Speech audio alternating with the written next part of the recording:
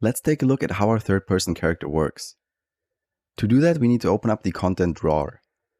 You can simply click here on the bottom left to open it up, or press Ctrl and space. If you want to, you can also dock it in the layout so it's always open. In that case, you can actually open up a second one as well. But let's just detach it again for now. Here we have the content folder, which is the heart of our project. Because we use the third-person template, we also have a characters, level prototyping, and third-person folder. In the case we have a blank project, this will be empty.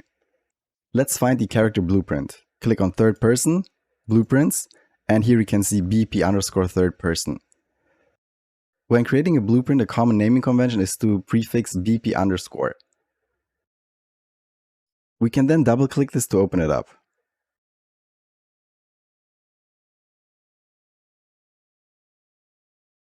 What we're looking at here in the middle is the event graph. The event graph allows us to use Blueprint visual scripting to implement game logic on this Blueprint actor. To look around in the event graph, you can right-click and hold, and move the mouse around to see all of the other nodes as well. You can simply select the node by left-clicking and dragging it around. And you can also use the mouse wheel to zoom in and out. And this is something you'll do all the time, so you should take some time to get used to these controls. Even if you're new to Unreal Engine, you've probably heard of Blueprint visual scripting. This basically allows us to use a node-based interface to implement game logic instead of having to write code in C++.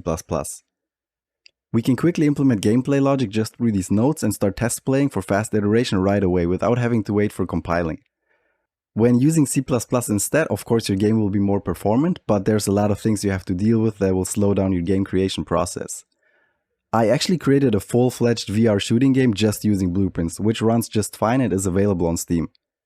So you can even make pretty big games only using blueprints if you know how to do it properly. And that's the reason why we're going to use blueprints in this course.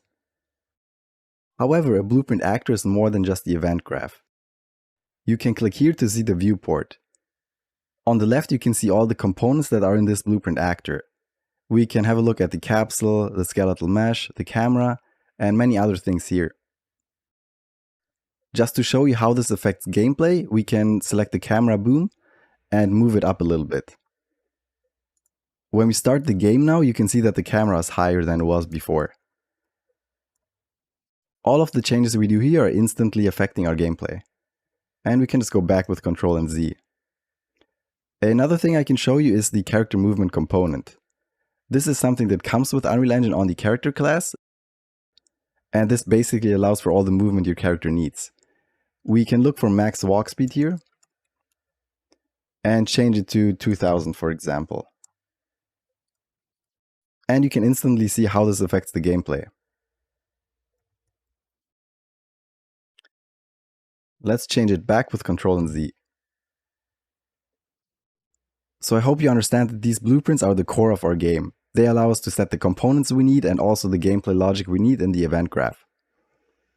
In the next chapter, we'll make a blueprint actor from scratch.